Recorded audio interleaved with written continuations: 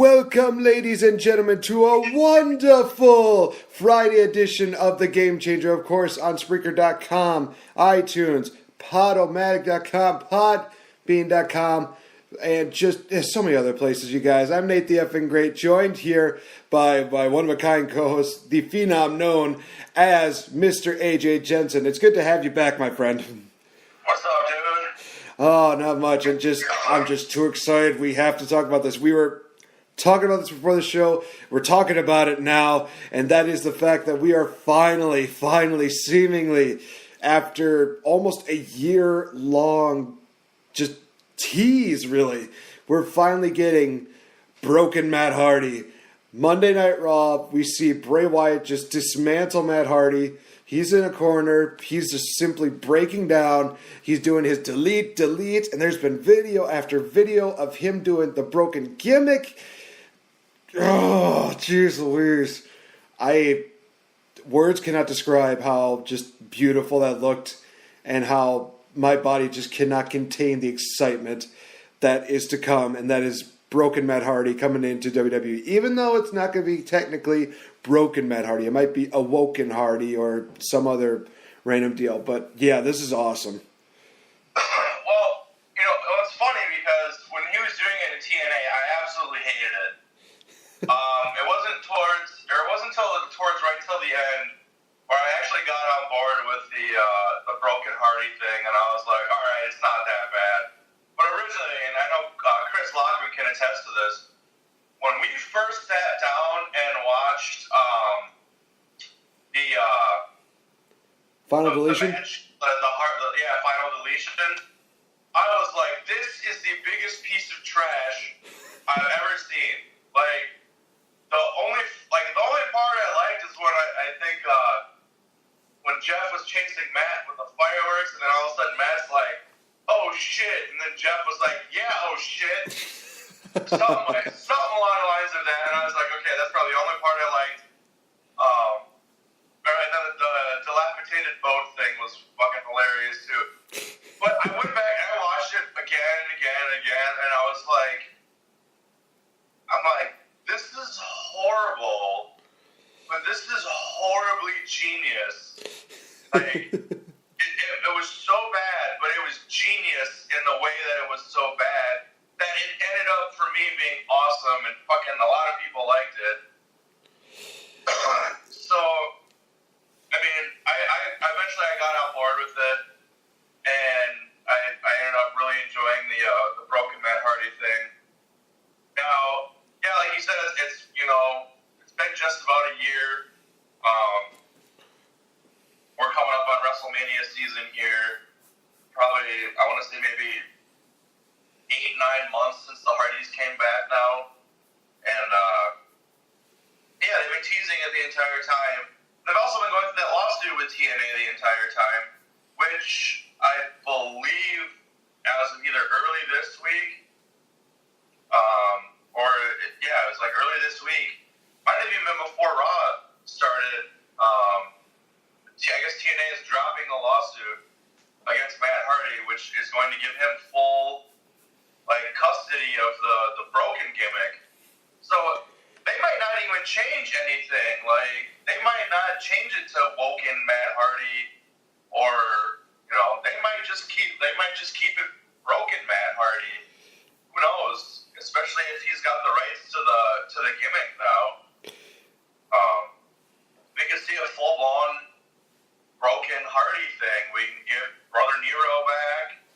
We can get Senior Benjamin. I wonder if they'll bring fucking Rebby into it. Maybe Little Maxwell. Maxwell. King Maxwell back in the ring. It's too bad they don't have James Ellsworth to job out anymore, because they could have made him job out to King Maxwell. No, that's where we got Kurt Hawkins now. That's true. Oh man, Kurt Hawkins, what is wrong with you at this point in your career? Yeah, I'm looking forward to seeing what they.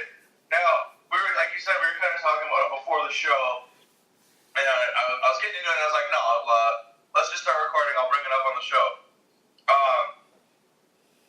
They need to build up to it, though. Like, it seems like they got a good. Well,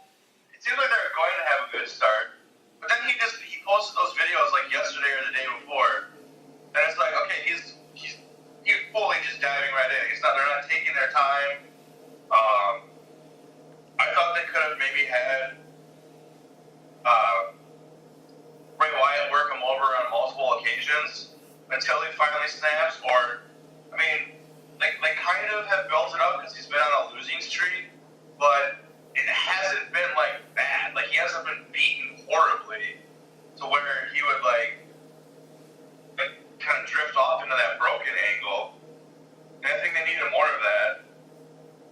Really, like, or have him lose in like the cheap victories that will be like, come on, man, you know, like something to make him quote, you know, be broken or to break. And I thought they could have done a better job of that, but it seems like they just want to jump right into it now.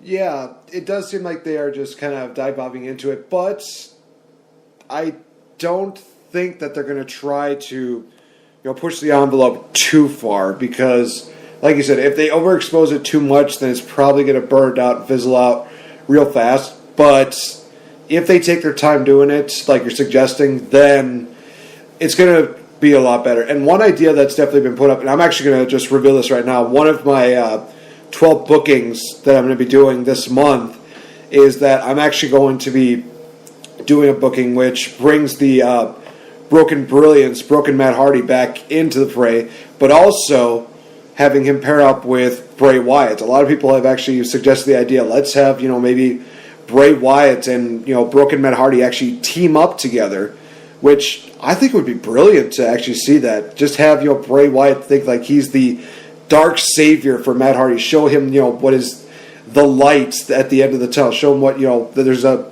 better pasture on the other side of this meadow. Just make, really find a way to really break him down and finally just get into that broken character.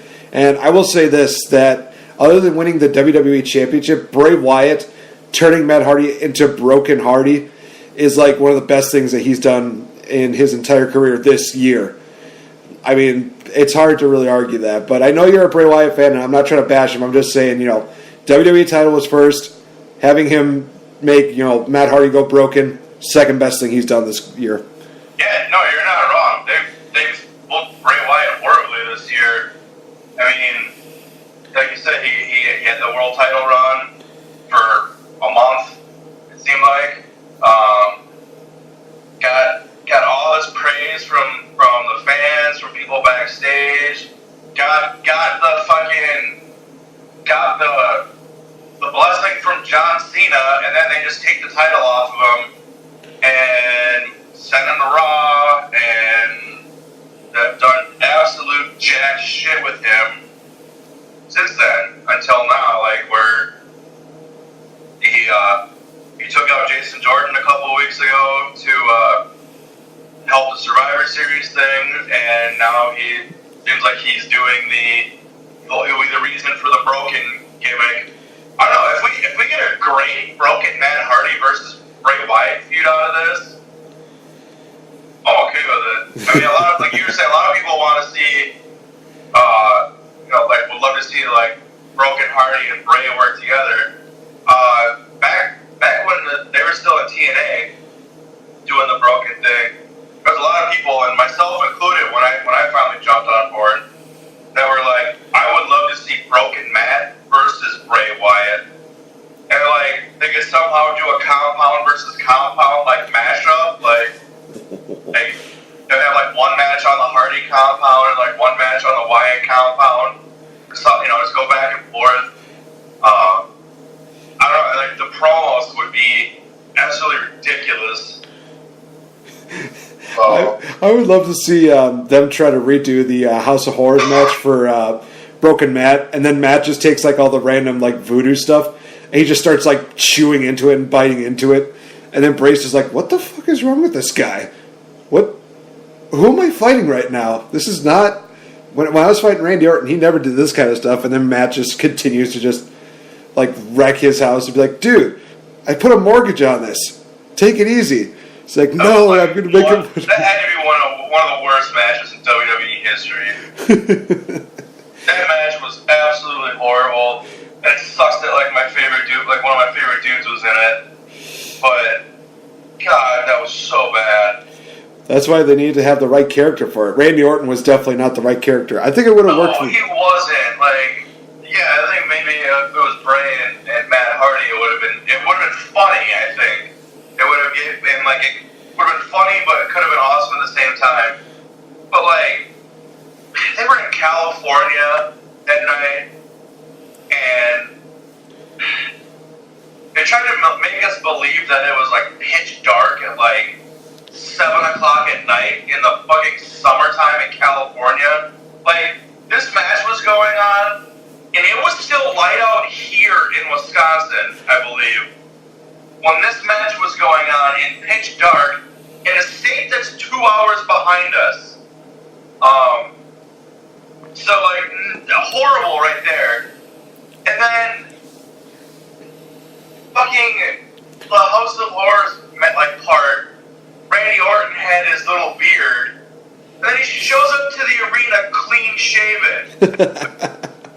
Yo, he stopped and shaved on the way from the House of Horrors to the fucking arena? Like, just wow. It was like, even, everything was just bad about that. He touched the lake of reincarnation and somehow his beard just fell off his face. I don't know, man. It's weird how they were just doing that. I agree. And definitely when we go through like all of our year-end deals talking about WWE wrestling throughout the year, that's going to be one of the low points of wrestling. Not just WWE. That was just... why must we be punished for being good people? That's all I got to say. Alright, so moving on from that, the women's division again getting shook up, mainly on Raw, because we finally got a name for the trio, I should say, of Mandy Rose, Sonya Deville, and Paige, known as Absolution. I prefer that name than the name of the SmackDown trio of the Riot Squad. It's like, really? Okay. Oh, but there's more. There's more. For Ruby Riott, we're going to add another T to her name. Why? Just why? I don't. Okay. To be fair, everybody will definitely say this, and there were a lot of people that are criticizing them. Mandy Rose and Sonya Deville, not their best first outing on promos, but I have a feeling they're going to get better as time goes on. I think somebody even made the comment, they said, if Sonya Deville never gets a microphone put in her hand again, I will be the happiest person in the world. It's like, come on. Give her a break. I mean, there have been worse people that have gone out there and had years of experience and have just tanked it totally. I mean, do we really have to bring up... It don't get worse than Psycho said and Scott Steiner on the microphone. As long as you're not that bad, you're decent. Okay, yeah, that is true. I was going to go right to the Roman Reigns as Suffering Succotash son promo, but then I forgot, oh, yeah, Psycho Sid's, you're only half the man that I am, and I only have half the brain that you do. And then Scott Steiner's apparent math equation deal. Scott Steiner's everything. Scott Steiner is life, apparently. Jesus. And, as much as people love Ultimate Warrior, his promos were they weren't bad, but they were so weird and you didn't know what the hell was going on that it almost made them bad. There's a Survivor Series one where he teamed up with like the Rockers and God, who was it? Warrior, the Rockers. Was it the Mountie? The Heart Foundation? Maybe. Where he like starts wrapping them all up in tape, like what? as he's doing the promo, and you can see they're kind of like, what the fuck? I mean, it was just weird, but like, yeah, was it their best outing? No, but like you said, give them a chance. They were probably nervous as shit, so give them a chance. I'm sure they'll be fine. Yeah, and also I like to state that the injury angles that they posted from backstage, Mickie James legitimately looked like she was hurt. She was holding her ankle. She was pushing referees away like her ankle was legitimately like almost snapped or broken or something like that. I'm like, oh, geez, this... I'm confused on this, if this is real or if she's that good of an actress. Either way, damn. And then, of course... she has done porn, so she may be that good of an actress. Damn it. Jesus. And then, of course, there's Bayley, who has a case of Dolph Ziggler-itis, where it seems like she probably got assaulted. And it's like everywhere was touched except her neck, and she's holding on to her neck. It's like, really? Okay. Yeah, I'm so glad that I booked you as well as I did during my first day of the booking deal. Yeah, good. Just great. As soon as I saw her holding her neck, I'm like, well, she's pulling a Dolph Ziggler. She probably got kicked in the gut, and she's like, oh, my neck. It's like, how? How does that work? Please, just explain to me your reasoning for just holding on to your neck. But I digress. Yeah, I think that they are definitely going to be going down the route of a women's Rumble match, because did you see one of the posters that got leaked out of the, almost, I guess, the pyramid of women, and basically the Royal Rumble logo was at the bottom? I didn't see that, no, but I've seen articles where, I mean, it's been going all over now, articles about spoilers were leaked for a women's Royal Rumble, and I mean, we've kind of already been talking about it before even that happened, and I'm sure if that is the plan, I'm sure they've kind of had this in motion for a while now. Yeah, now I think the more that we talk about it, the more I'm slowly starting to feel excited for it, because it's like, well, I wonder who's going to win. Is it going to be 20 women, or are they going to try and do 30 by pulling up a couple NXT women? I think, like we talked about last week or the week before, stick to 20. 20 is a good, solid number for a first women's Royal Rumble. You're obviously probably going to do it at the Rumble, so like we said, we'll do a 20-woman Rumble and a 30-man Rumble. It just makes sense to me. It just seems like that's all they could probably stomach out, especially now with recently getting rid of like Emma, Summer Rae, Eva Marie. You know, those are three people right there that have been released within the last probably 6 months to a year, I'd say. Mm-hmm. And but yeah, they brought up a bunch of people, and I think 20 is probably what they'll do. Not anyone else. Yeah, that is true. I think right now they do have enough for where it can be 20. And plus they could probably bring up maybe a couple other random women from maybe the Mae Young Classic or from NXT. Or maybe just some one-time signing for all we know. But who knows? We'll see when... There's a rumor going around that Paige is rumored to be behind both the factions on Raw and SmackDown. Yeah. Well, what are your thoughts on that? Or what's your opinion on it? I think it would be cool. It would definitely make what she said on Raw like kind of more relevant. And especially because, you know, with both women brands on Raw and SmackDown, you got, you know, Sasha and Bayley on one, you got Charlotte and Becky Lynch on the other, you know, the four horsewomen that were kind of huge stepping stone for the women's division. But, you know, I go back to, like, for me, honestly, the women's revolution started the second Paige walked out on that ramp and challenged AJ Lee for the Divas title at the time. Mm-hmm. That, to me, is when the women's revolution started.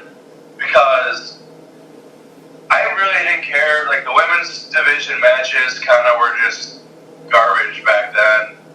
Or a bathroom break. God damn if AJ Lee and Paige didn't put on some good fucking matches. Like, holy cow. And so I think it would make sense for her to kind of be in control of both groups on Raw and SmackDown if she's really going for that, you know, screw the four horsewomen or Mickie James or any of you, I started this shit. So it would make sense Right. With that being said, and if she is going to be this major force to be reckoned with, does this possibly maybe mean that not only she'll win the women's title, but could she be the one who ends the streak of Asuka? I don't know about that. Especially with, like, I almost kind of feel like they're trying to recruit Asuka. That's kind of what I got from Raw. It's like they didn't attack her, not because they were afraid, but because maybe they want to make her an offer she can't refuse, and maybe have her join. Can you imagine that freaking team of Asuka joined though? Holy crap! Yeah, basically it's one of those situations where it's like, yeah, everybody's going to die. Not even going to. But what I could see is if they do have this women's Royal Rumble, and if Paige is actually in charge of both groups, think of the protection she'd have in that Royal Rumble. Make a good point. I mean, the numbers are what matter most in the Royal Rumble. And having numbers on your side definitely gives you more of an advantage to win. But I could also see them doing a deal like, what was it, like with Daniel Bryan when he was with the Wyatt family, where it seems like, oh, she's being loyal, and then at the last minute, Asuka, during the Rumble, Paige is just about ready to throw her out, and then Asuka's just like, yeah, no, I'm not gonna do that. And she just caves Paige's skull in and throws her out. But I don't know. Well, I mean, don't cave her skull in, because I like looking at her. But, fair enough. But yeah, I mean, that could definitely be a possibility, but you know, we'll have to see where they go from here. That was just one theory that I had of like why they didn't really attack her on Raw, and it's kind of crazy because the way they kind of surround the ring and everything, it very much reminded me of the Shield. And I remember seeing a video a couple months ago, and I can't remember who was all in it. I think it was supposed to be Summer Rae, Paige, one other person. Or they were actually going to do a few. Oh, I think it was, what the hell's her name? She's in the Women's Classic. I don't remember. I can't remember her name right now. But they were going to do a female Shield angle. Oh, was it, oh man. Forget her name. Was it, I think it was like Sage Beckett or whatever her name was? Oh yeah, I'm gonna try and look it up real quick. Okay. Yeah, because that would have been very interesting to have like a female Shield there, and they're just coming out still in like the SWAT vests, and then there's like the one team that just says like, well, we agree with the New Day. SWAT vests should be illegal during matches. It's like, yeah, at this point I think everybody's going to wear a SWAT vest and nobody's going to care because that's pretty awesome. Although in Roman's case, I think he could probably lose the SWAT vest every now and then. Yeah, I don't know, like, we kind of talked about that once, I think me and Chris, a while back, like, with Vince being, like, the way he is with you know, big guys, like, why are you covering up that man's physique, you know? It's almost like, why would you put a mask on Ricochet, you know? Like, good-looking guy, people should be able to see that. Right. But, I'm still trying to look this up.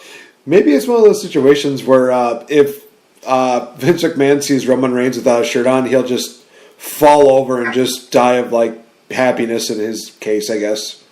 Because like you said, he's definitely had a bit of a fondness for big, muscly, guys. So it's like if Roman Reigns just takes his vest off, it'll be like that, what was it? That SmackDown they had where he just falls back in his chair, just like almost breaking his neck.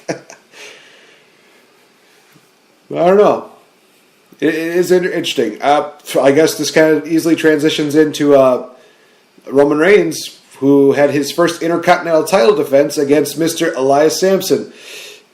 First of all, that concert with Elias, Bo Dallas, and Curtis Axel, oh my God, that was absolutely, I thought it was amazing.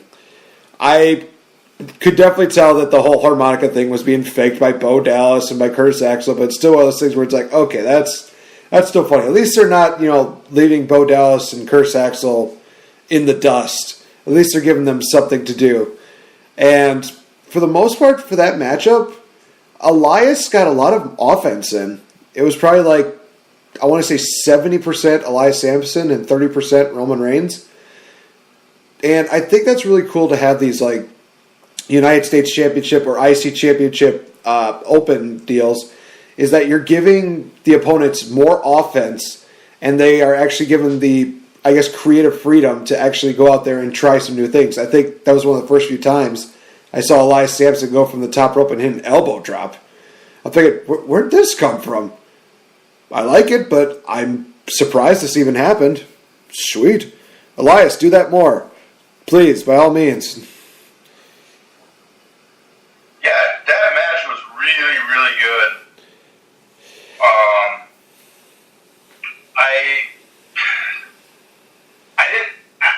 I've been a fan of Elias for quite some time. Not like super huge, like, oh my God, he's the best wrestler ever. But, I've been a fan of his. His promos are great. He's got a good look. He's pretty freaking jacked, actually. And we saw how good he really is in that match against Roman Reigns on Monday. And wow, that was a really damn good match. Like, we've had 2 back-to-back weeks now of Roman Reigns just being in solid matches, like probably match of the night, with Miz in the Intercontinental title match, and then last week, or this past week with Elias. It's just like, wow, this has been pretty decent with Roman. Yeah, I am a bit surprised on how well Roman is doing as the IC champion. And that also brings the basic rumor that's going around right now, is that they are building up a champion versus champion winner-take-all deal between Brock Lesnar and Roman Reigns. I like that Roman's the IC champion. I don't like this match going in that direction because, like I said, Roman is IC champion right now. It's great. But it feels like if they go into that situation and Roman wins the Universal title, it probably will end up the same way the IC title was in that state with Ultimate Warrior when he won it. It's one of those things where it's like, oh, I got the shiny new belt. It's awesome. It's awesome. And then you get the brand new one. It's like, oh, man, this one's really cool. And we'll take this one and just, toss it up to the side for right now. I don't want to see that. I feel like with all the prestige and all of the great stuff that The Miz has done for the IC title in the last year and a half, maybe 2 years, I feel like if they go down that direction and Roman Reigns just kind of casts the IC title aside, that's going to just erase everything that The Miz has done. And I really don't want to see that. That's why I'm kind of against this whole winner-take-all matchup at WrestleMania that they're planning. Well, it depends, because when he got the Intercontinental title, I for some reason I just thought back to when he had the promos with John Cena, where Cena makes the comment about when Reigns won the United States Championship, he thought that was like a demotion or something like that. And I don't feel that way with him in the Intercontinental title yet. We'll have to see. But it genuinely looks like he is happy with what he's doing, I guess. Because I did feel that when he won the United States title, I was like, wow, he seems like he doesn't give a fuck about it at all. But this seems different, at least in my opinion, and like the way I've seen it. But it's also only been, like a week and a half. We'll have to see how it continues to go. But yeah, I agree with you. I do not want to see all that hard work that The Miz has done for the last 2+ years, just really making that title relevant again. I don't want to see that get thrown away either. It's, I remember when I started watching wrestling, that was the number 2 title in the company, and if you had that, you were the number 2 guy in the company next to the World Heavyweight Champion. It wasn't you were mid-card or lower. You were a top star when you were the Intercontinental Champion. You were right up there with the World Heavyweight Champion. And it has lost that for so long. And I still don't even think it's back up to that level where you can say, yeah, Intercontinental title is almost as good as the World title. I don't know if it's honestly ever going to be up to that again, but God, back in the days, that Intercontinental title was something. The Miz has done a damn good job to try and bring that back, and he's done a great job for the most part. And yeah, just like you said, man, I don't want to see that all go to waste. Yeah, and I think right now we're at a point when it comes to Raw where it does seem like the IC title has to be the top title, because since the Universal title is on Brock Lesnar, that's kind of their go-to belt right now. It's like, well, okay, Brock Lesnar's not here. Hey, we got the Intercontinental title. Let's put that on the line. Let's do something great with that. I mean, we have that. So I think it goes to the default when it comes to the IC title right now. But again, like I said, I'm just praying that they don't, just throw away every hard-working person that has, made that title prestigious again. And, I mean, we could definitely go on a long list of people that over the last decade have made that title prestigious. I mean, top 3 people that come to mind are The Miz, Dolph Ziggler, and I would dare even say Luke Harper. Even though he had the title for about a couple weeks, he was still a great contender for the IC title. That ladder match that Dolph Ziggler and Luke Harper had was just absolutely beautiful. I loved it. And just, like I said, just please, WWE, don't tarnish that title again. There's only so much that we can take when it comes to the title. Great that you have a Universal title. Great that that's the main title for you, but you still have other championships that need that kind of attention too. I mean, it seems like just now that they're realizing, oh, hey, we got these other titles. Let's start raising their stock up. I mean, with the Raw Tag Team titles, they've had a pretty good run this year with, the Hardys and the Bar and Seth and Dean. The IC title with Dean Ambrose, Miz, Roman Reigns. And with the women's title, it's definitely been really good with Alexa Bliss, Sasha. It's just one of those things where, again, it's like these are the default titles right now. If the Universal title's not there, we're going to go straight to these ones. Because they really don't have a choice right now. Because their main champion, their main guy, is just going to decide, I'll come on this show, but then I'm just going to take a break. I'm going to just go back up to my cabin and just shoot some deer or something like that. Yeah, I don't know, when you brought up a good point too with Luke Harper and Dolph Ziggler. I thought they had some great matches for the Intercontinental title, especially like you said, that ladder match. And I don't know, they got him doing that stupid Bludgeon Brothers thing right now. I don't like it. The concept was cool, but I don't know. I don't. On paper, it looks really good. I don't like what they've done with it so far. That ring attire is atrocious. But yeah, with Brock hardly ever being there, you got to make that title. And maybe that's one of the reasons behind it is, hey, we got to make this title relevant again. So we won't have the champion on Raw. But God, The Miz has done such good work with that, and just God, it would be such a shame to see it all wiped away because Roman Reigns doesn't know what to do with it, or he's taking it as a consolation prize. But we'll have to wait and see how it goes. Yeah. Well, one more thing we'll talk about Raw, and then we'll, kindly segue into SmackDown, which they had only one major thing that I guess we could talk about. So with Raw, we had Kane compete not once but twice. He had a match with Jason Jordan, but Jordan's still playing with that whole knee injury angle deal. Jeez Louise, his acting is atrocious. I can definitely agree with that for so many people. Jason Jordan got counted out. Then Finn Balor came out. Really no explanation behind it. He just came out and they had the match there. Braun Strowman then eventually came out and just, oh God.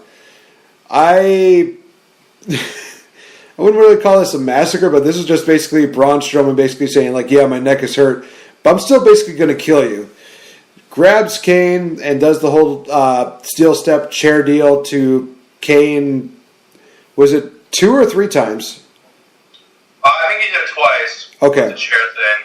For some reason I felt like it was like 3, but maybe my mind's just playing tricks on me. But, yep, Kane now, his neck is hurt. Braun's just looking strong. And he kind of had like the sinister smile to him. He was like, yeah, I did that. Whatever. I probably killed him. I don't care. He tried to kill me, so it's only fair. I really like what they've done with this feud so far. It's like, Braun breaks Kane, Kane breaks Braun, Braun comes back, breaks Kane. Kane will probably get his revenge on Raw next week. So they're making them both just look like absolute monsters. And it's God. And the cool thing is too is I read this article or this interview with Kane, and he was saying like nothing but good things about Braun Strowman, like his athleticism and all that stuff. And he's like basically saying, I think Braun Strowman will go down in history as one of the best big men to ever be in professional wrestling. So, and like how he really enjoys this feud that he's in with Braun Strowman right now. So that's really cool. Like, you get the veteran and a dude like a smart guy and someone the caliber of Kane who is just like seeing Braun Strowman do what he's been doing and just saying like that guy right there. That's pretty awesome, I think. Oh yeah, I definitely do agree with that. So there's just these little things Kane does too. These little looks he gives to Braun Strowman when he does something to Braun and it just doesn't affect him. And it's like he did it at TLC after dropped all the chairs on Braun and then go over by the garbage truck. And all of a sudden here comes Braun Strowman. Kane just had this look on his face and he kind of tilted his head sideways. And just had this look of like bewilderment on his face. And say what you want about Kane, but he may not be the best talker, but that one look says more than 1,000 words could have. And he did it on Raw again too. I think he bashed Strowman with that chair, and Strowman just shrugged it off, and Kane kind of had that look on his face, like kind of tilted his head to the side, and it was just like wait, what? What just happened? And I don't know, it makes that moment just so much better. Like I said, like no words, like 1,000 words could not have made that moment any better than just that one look that Kane gave Strowman in both those scenarios. And it's really cool. I'm really enjoying this feud. Now that you mention it, there was a point I think where Kane actually just started begging to Strowman to just stop and just say like, hey man, can we just talk or something like that. I don't know if I've ever seen Kane played off like that. I mean, you have more wrestling knowledge than I have. Have you ever seen Kane ever, beg other than the corporate Kane era? No, I mean, the big red monster Kane has, very, very much like the Undertaker has. I don't know if he's ever really tapped out, not really backed out from a fight, never really begged anybody.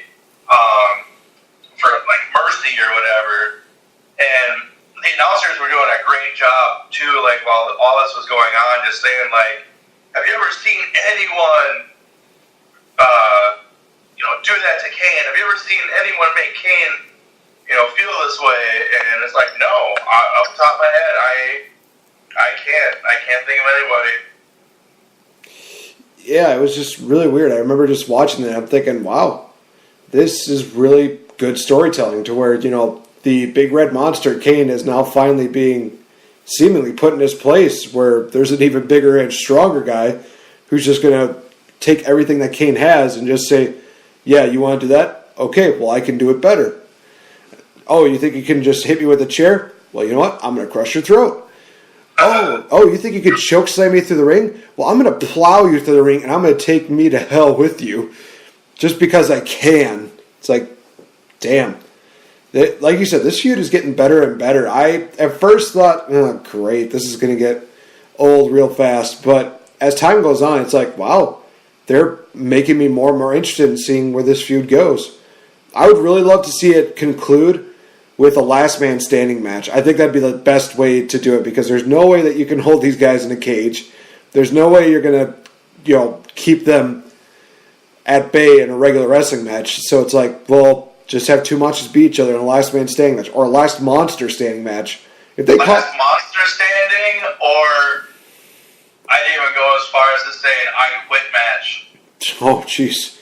That would actually be really entertaining. Like, okay, Kane has never done that before. You don't think Braun Strowman would do it. Like, the intensity, or just like the sheer, like, curiosity of like, who would quit? Who would say I quit in that match? I think that would just get people so interested and like so involved in that match. But yeah, I remember, I think it was last year's WrestleMania, they wanted Braun Strowman to wrestle Undertaker, and like absolutely nobody, and I mean nobody, wanted to see that. Nobody wanted that, because Braun wasn't ready. I think now, oh man, like, give it to us.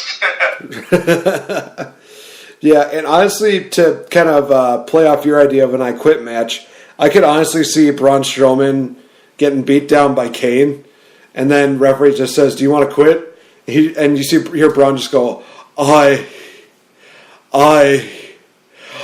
not finished with you." He just gets up and just kills Kane. Be like, oh my god, I actually want to see that moment now. Just him just screaming, "I'm not finished with you." Just when it seems like, oh, is he going to quit? Is he going to quit? "I'm not finished with you." Damn. It's like, you see that coming, but at the same time, it's like, oh, okay. We're witnessing probably one of the greatest I Quit matches ever. I mean, it'll make up for that, what was it, Cedric Alexander Noam Dar I Quit match. Oh, dear God. All right, so final thoughts on Raw before we move into SmackDown? Just again, Raw's been pretty decent, these last few weeks now, and it seems about right too. Like the timing wise, if you watch wrestling, you kind of know how the schedule goes. The Raw after WrestleMania is like the best Raw of the year, and then it starts to dwindle out, and Raw just becomes stale. Kind of right around till about SummerSlam, it kind of picks up, maybe the 2 weeks before SummerSlam, picks up because SummerSlam being one of the big four, biggest party of the summer, they got to pick it up. And then it kind of dwindles down a little bit, and then it picks back up right before Survivor Series. Then after Survivor Series, it's like, there's like 1 month in between from Survivor Series to Royal Rumble, and then after the Rumble, it's Road to WrestleMania. So it's like shotgun time. Like it's gonna constantly be better and more exciting, because they're gonna, now is the time where the seeds are planted for those WrestleMania feuds, and it's gonna start blossoming, and we're gonna start to slowly see, like, okay, this is what WrestleMania is gonna start looking like.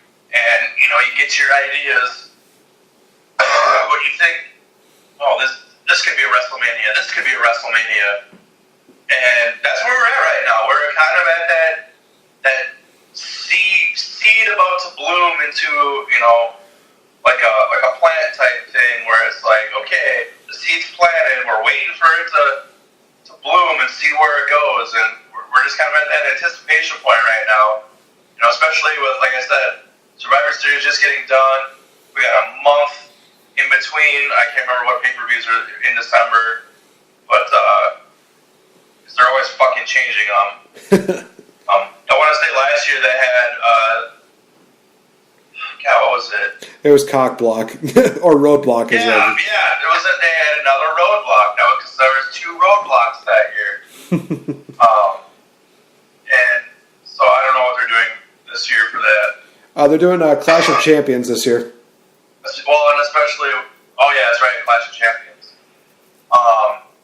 And then we got Royal Rumble in January, and then it's go time, Royal WrestleMania. So, I think both Raw and SmackDown are, there might be a few in between here and there that are going to be like, that was okay, or that one's kind of sucked, but maybe for the most part, we're into the parts where Raw and SmackDown should be average to pretty damn good, from here on out till WrestleMania. Yeah, and speaking of SmackDown, perfect segue to our review on SmackDown Live, where, again, we're basically dealing with the whole Authority Shane McMahon versus Sami Zayn and Kevin Owens. Main event set was Kevin Owens versus Randy Orton in a no disqualification matchup, and Sami Zayn barred at ringside, but we'll talk about that in just a bit. The main interesting point that was brought up and that transpired this past Tuesday was that basically, you talked about the Bludgeon Brothers. They beat the Hype Bros for a second week in a row. Zack Ryder and Mojo had an interview after. Zack Ryder talks about how, the landscape is changing, so therefore we have to change.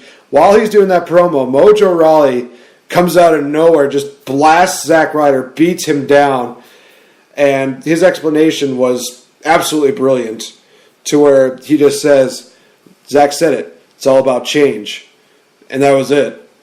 And I thought, yes, thank you. This was what I wanted to see. Because so many people were thinking, well, Zack Ryder's going to turn heel. Zack Ryder's going to turn heel. It's like, there's nothing to gain from that. There really isn't. It's crazy. Like, I didn't get to watch SmackDown. I had company over and we were watching hockey that night, and I completely forgot to go back on Hulu and watch the replay. Like, you would think in that moment where, like, he blasts Zack Ryder and he's like, he said it himself, things need to change. Like, why not use your own fucking catchphrase right there and be like, he ain't hype anyways. Something like that. Throw that on there. Plug yourself, man. Put yourself, that was a moment for Mojo Rawley to put himself over, even as turning heel. You hit him, yeah, he's right, man. Things gotta change. And he ain't hype anyways. Like, boom. Like, that would have made that moment so much more better, I think. Like, I don't know. Like, that's just my opinion, but if you got a catchphrase, man, you gotta use that shit. or maybe like the not PG version would have been like, I gotta change anyway. He ain't hype, but he can blow my pipe. Have a little rhyme in there. That would have been more attitude era, but I'm just, for SmackDown, I just think that would have made Mojo's moment just that much more, special, I think, or impactful, or whatever word you want to use to describe it. But I think it was a missed opportunity for Mojo. Yeah, it would have created more of a mark there for Mojo. But now we'll get to see what heel Mojo Rawley is going to be all about. Whether he's going to be all about the hype, or he's just going to probably crash and burn. But who knows? It's about time that they're finally doing something with Mojo. I said for a while that they definitely needed to turn him heel instead of Ryder. And hey, I got my wish. It's like, great. Now this is about the part where they probably screw up and it's going to end horribly. But we're still in the midst of it, and people are still talking about it. So we'll wait and see what happens on Tuesday. Yeah, other than that, the match between Randy Orton and Kevin Owens is great. They were basically reenacting Star Wars, just plowing each other with Singapore canes. We also saw, I'm trying to remember what it was. Oh, that's right. Sami Zayn actually got involved, but not at ringside. He found a way to be up the entrance ramp, and he just beats him down. And, of course, there's the announcers just saying, like, well, he's not at ringside, so he's totally fine. He's totally fine. Then we see Kevin Owens hit a super kick on Randy Orton. Frog splash for the 1, 2, 3. Yay, Kevin Owens! We get to see him beat Randy Orton. The punishments are still going to keep coming. And the interesting thing about this whole thing is that Daniel Bryan is kind of siding with Kevin Owens and Sami Zayn, but he's kind of not. He's saying, like, you're not the only ones fighting for your jobs. I'm fighting for them too, because I know that if you guys are fired, you're going to end up on Raw, and that's a huge loss for us. But at the same time, I don't like what you guys did at Survivor Series. And, of course, Shane McMahon's just saying, like, I just want to fire these guys. I don't care. Yeah,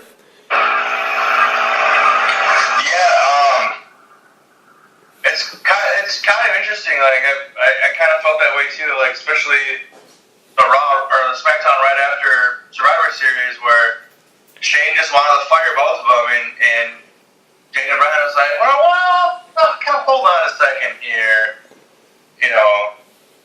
So I wonder if Daniel Bryan and Shane McMahon, I don't know if something's going to happen there or what, but it seems like Shane wants them gone.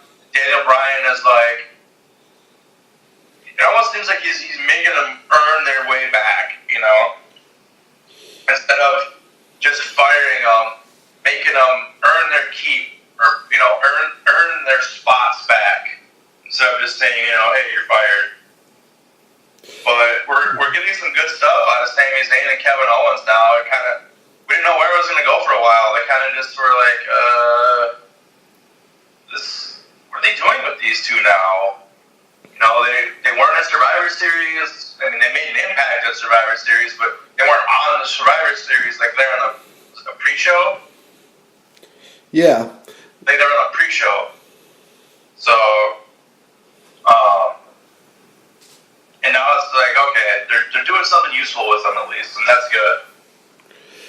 Yeah, definitely. And the fact that it is basically, a real-life friendship between the two of them, and they're getting the chance to work together, it's like, well, the chemistry is pretty natural, so it's going to create for very interesting matches as well as segments between the two of them in the future. And I'm hoping that this lasts at least for about a year. I would love to see Kevin Owens and Sami Zayn win the tag team titles maybe once, twice.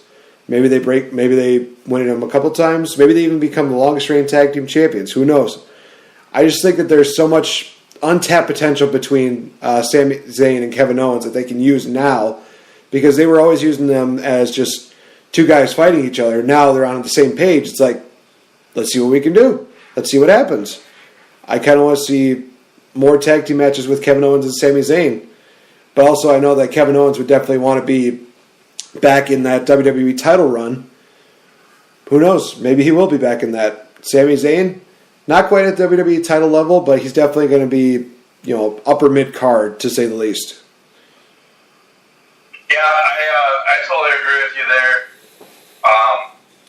Especially, after the fact that Kevin Owens had that long run with the Universal title.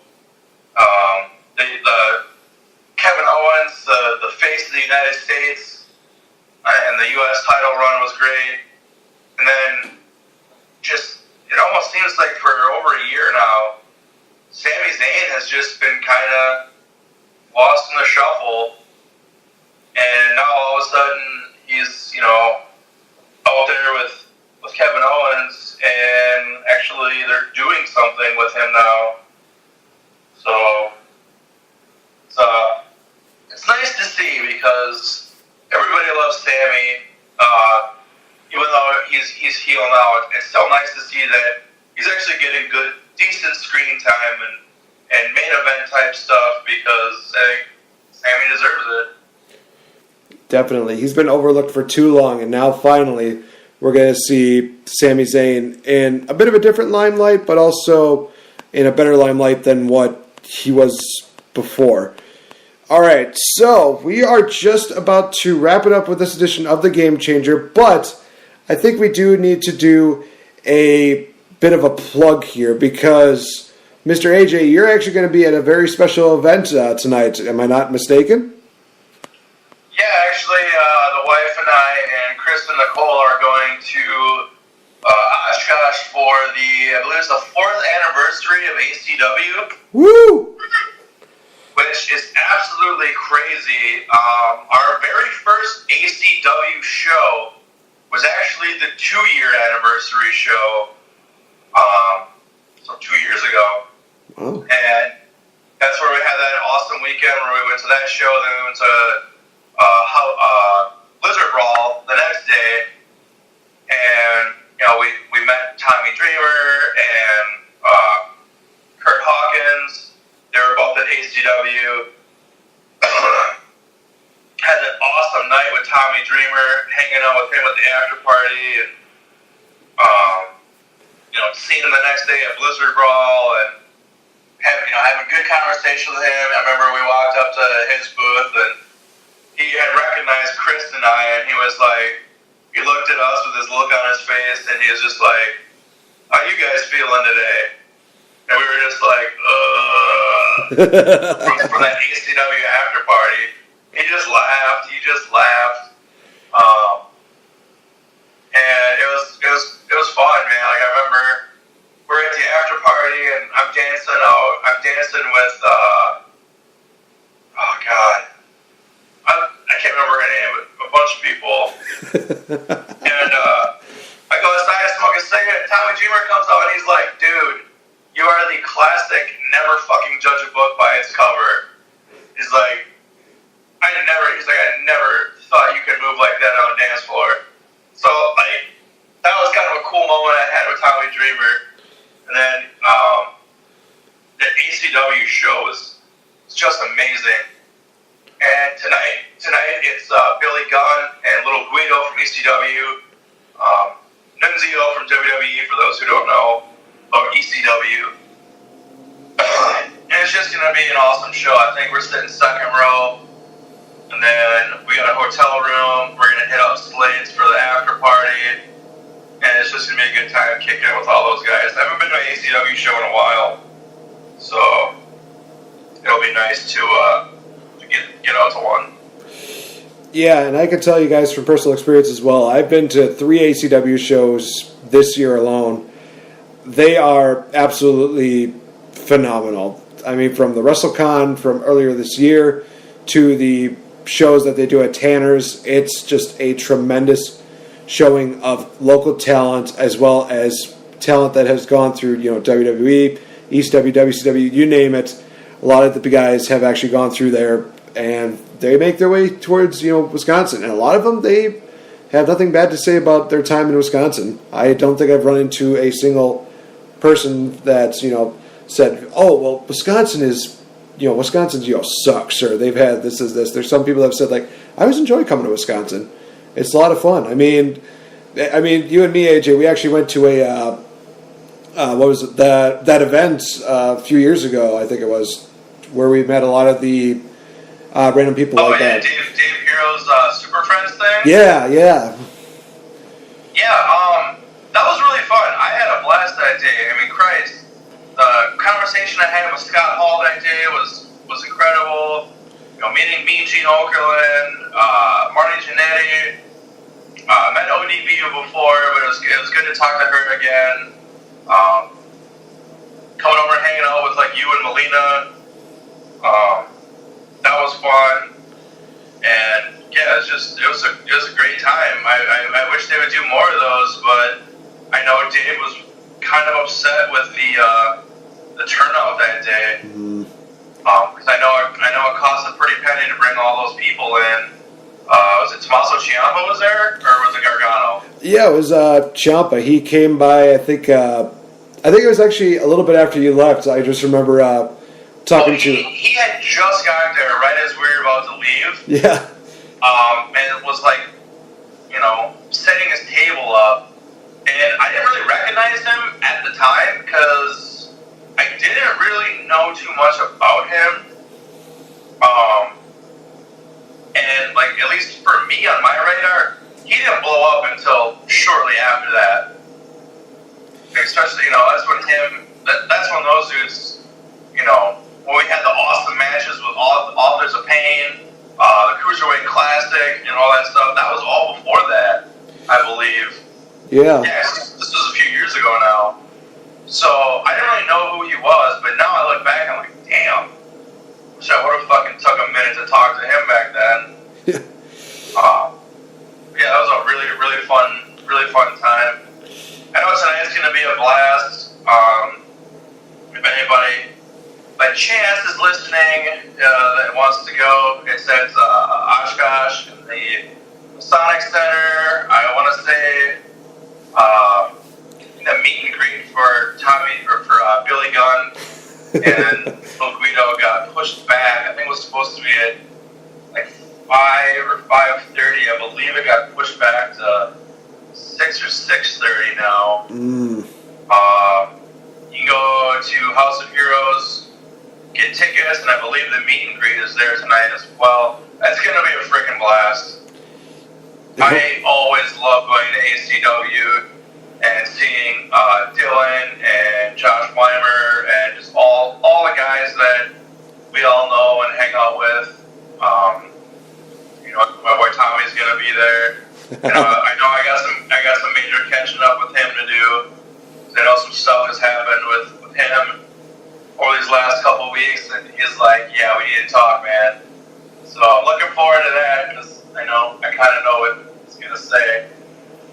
Can't say it over the air. Sorry, people, but it's because it's personal business. Yeah, understandable.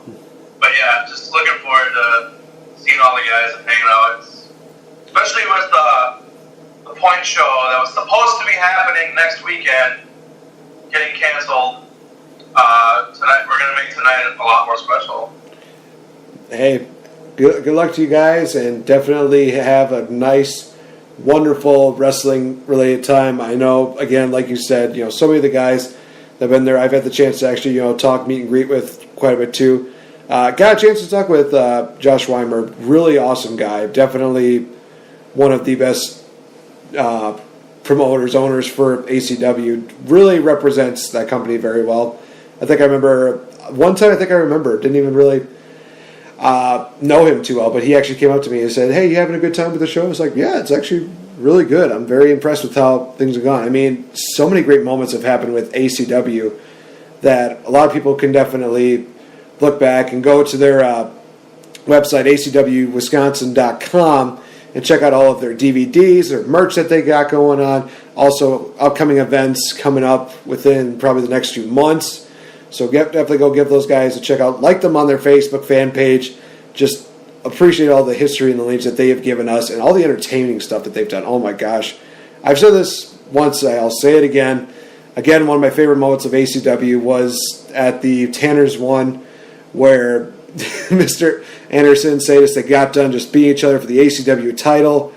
I still have the poster that you guys created for the WPW show from I think it was the Last Point show that happened here, where I think Colin Brooks won the title, and I keep saying that poster is going to be like such a hard thing to take down right now, because every single person that's been on there, Ben McCoy, Colin Brooks, and Sadis, I've seen all three of them win their world titles in a matter of, I want to say almost like a year and a half, and it's been absolutely awesome ride. Just definitely go check these guys out at ACW, bottom line. I know I'm kind of ranting on, but just go enjoy any kind of independent wrestling that you guys have in your states, in your nation. Just enjoy that, because these are the guys that are eventually going to go up and become the big stars of WWE, of Ring of Honor. Or they might just be a random guy that just end up, just so happening to help Kurt Angle. I mean, 2W3 is awesome. So I had to make that reference, and the fact that Spencer got that sign up on national TV was awesome. All right, so we're going to wrap it up here for this edition of the Game Changer. By all means, go follow Mr. AJ Jensen on his Twitter at AJens81. Also give a like to the Elite Ringside Network, Facebook.com/ER Network 24/7. Also, give me a follow on Twitter as well at Real Effin' Game. Also, a like on Facebook would be very nice, changing up the game. So that is going to wrap it up. AJ, again, thank you so much for doing this. It's always fun doing these podcasts with you, man. Oh, yeah, I enjoy doing it, and hopefully Chris and I can get Smart Money going back up again soon. I know we've been talking about it, and we actually do have possible ideas, and we got some things going and some pieces moving and talking with people. Wrestling in Stevens Point may not be dead yet. All right, awesome. So we'll keep everyone posted. I know this is something that Chris and I are, we brought wrestling to Stevens Point over these last couple of years. Now, things fell through and yada, yada, yada, and bullshit and technicalities and business. But where it was looking like we might not have wrestling in Stevens Point for a while, it's looking now like that may not be the case. So like I said, we'll keep people posted with that. I'll definitely let you and Spencer and Max know as soon as me and Chris find out any more details. And yeah, we'll keep people posted. Hopefully keep bringing some awesome wrestling to the local area here, so we don't have to travel an hour and a half, 2 hours, 3 hours, whatever we gotta travel to go to shows all the time, and every once in a while we can just stay home and they can come here. And so yeah, we'll keep you all posted with that. Hashtag bring wrestling back to Central Wisconsin. Ladies and gentlemen, that's going to do it for this edition of the Game Changer. So for AJ, I've been Nate the Effing Great. We will see you guys later. Have a good nice day. Bang, bang.